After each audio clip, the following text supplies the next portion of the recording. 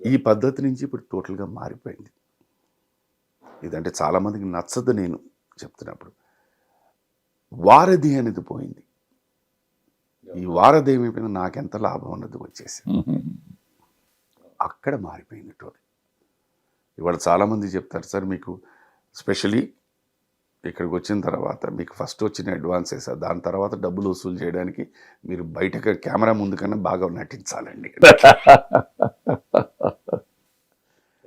So ఈ దీంట్లోనే ఇప్పుడు ఒక రినౌండ్ క్యారెక్టర్ యాక్టర్కే ఈ పరిస్థితి అంటే మిగతా వాళ్ళకి మనం కష్టాలు. అది మనం అడగకలే, ఇవ్వకపోతే రావా అంటే నెక్స్ట్ డే ఉండడు.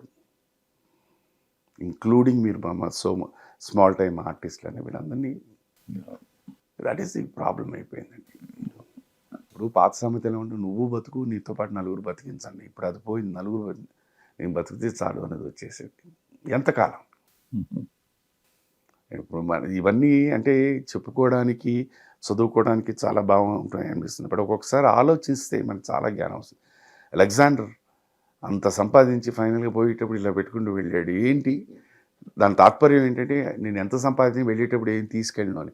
ఇది అర్థం చేసుకోగలిగితే నీ మనస్తత్వం కానీ, నీ ప్రవర్తన కానీ, నీ ఆలోచన విధం కానీ అన్నీ మారుతాయి.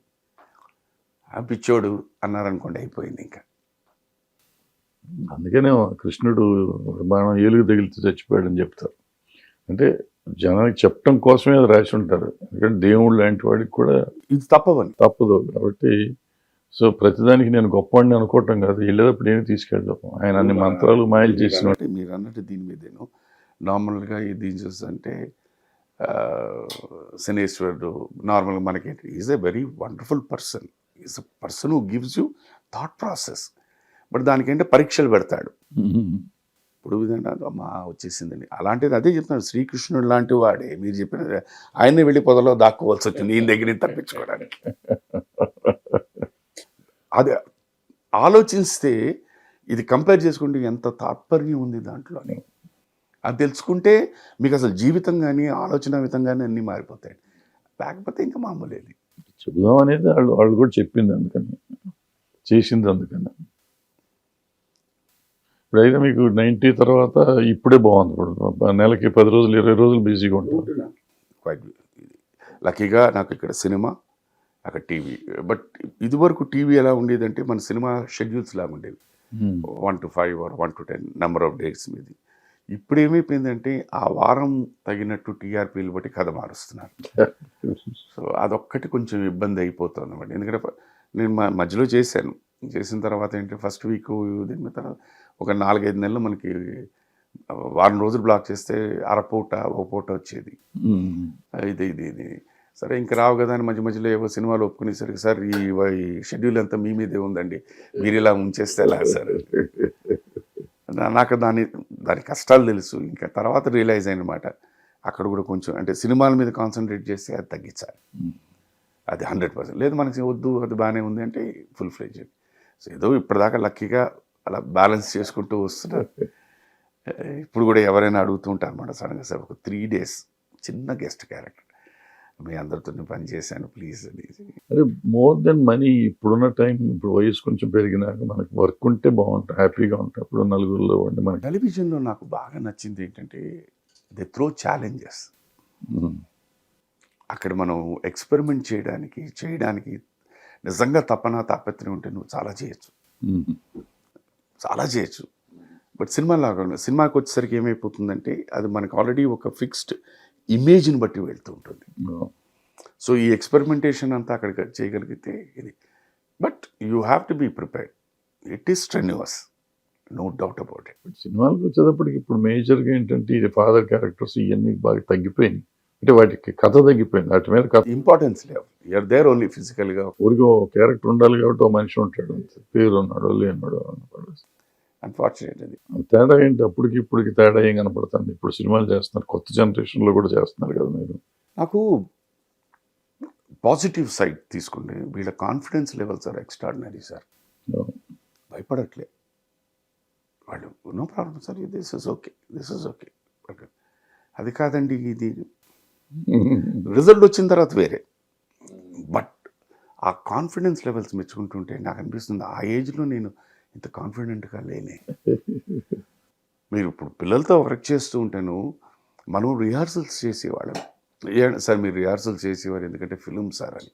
ఇప్పుడు డిజిటలైజ్ సార్ రిహార్సల్ అక్కర్లేదు, ఫస్ట్ ఇదే సూపర్గా రావచ్చు కదా అని. అది నాకు ఇప్పటికీ వెళ్ళలేవు. ఈ క్షణం మీతో మాట్లాడినప్పుడు కూడా ఆ రిహార్సల్ చేస్తే కానీ నాకు అది ఎక్కదు. ఆ టేక్ అనేసరికి తెలియదు సార్ ఒక్క రిహార్సల్ చేద్దామండి, నాకు మీకు చేదస్తాం అనుకోండి, నా కోసం చేద్దాం.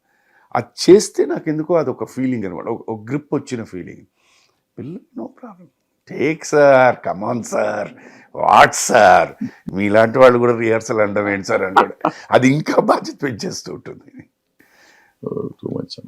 That is there.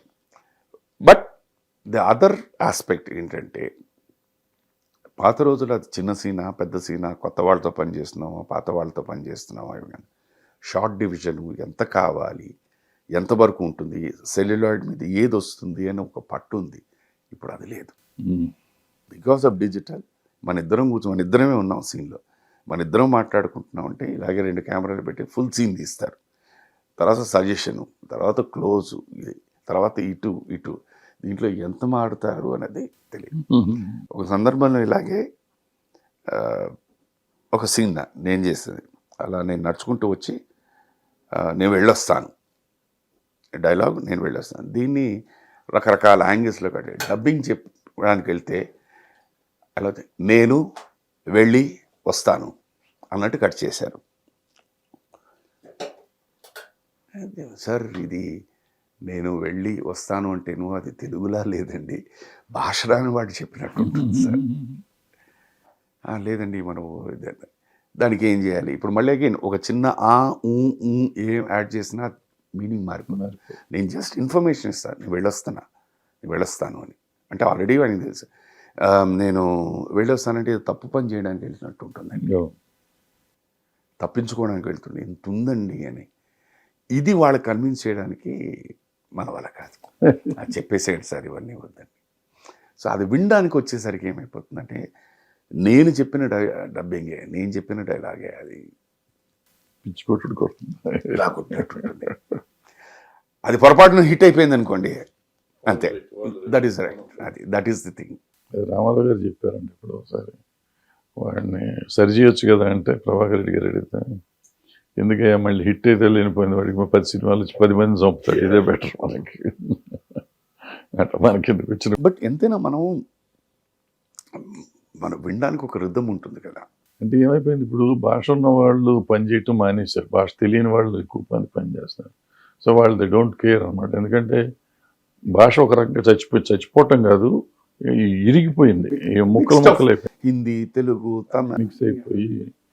సో వాళ్ళు ఎట్లాగైనా చెప్పినా నడుస్తుంది. ఇంకొకటి నాకు బాగా ఇవాళ ఉన్న దీంట్లోని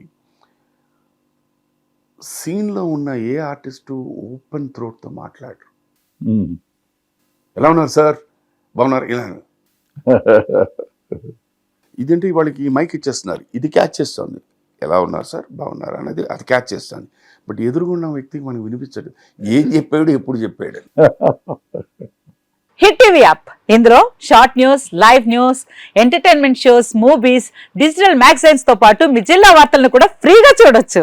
ఇంకెందుకు ఆలస్యం, వెంటనే హిట్ టీవీ యాప్ ని డౌన్లోడ్ చేసుకుని ఫ్రీగా ఎంటర్టైన్మెంట్ పొందండి. Hit TV app, hit TV app, please download hit TV app. Hit TV app ని ఫ్రీగా డౌన్లోడ్ చేసుకొని ఎంజాయ్ చేయండి. మీకు నచ్చిన ఎంటర్టైన్మెంట్ కోసం హిట్ టీవీ యాప్ ని ఫ్రీగా డౌన్లోడ్ చేసుకుని ఎంజాయ్ చేయండి. హిట్ టీవీ యాప్ ని డౌన్లోడ్ చేసుకుని ఆస్వాదించండి, ఆశీర్వదించండి. ఇంతమంది సెలబ్రిటీలు హిట్ టీవీ యాప్ ని డౌన్లోడ్ చేసుకోండి అని చెప్తున్నారంటే ఎంత మంచి యాప్ ఆలోచించండి.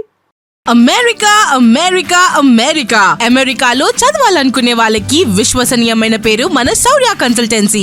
UK లో 1 year masters, UK లో 1 year masters, 2 years work permit up to 5 years visa. Contact Saurya Consultancy. Contact 89851 89851.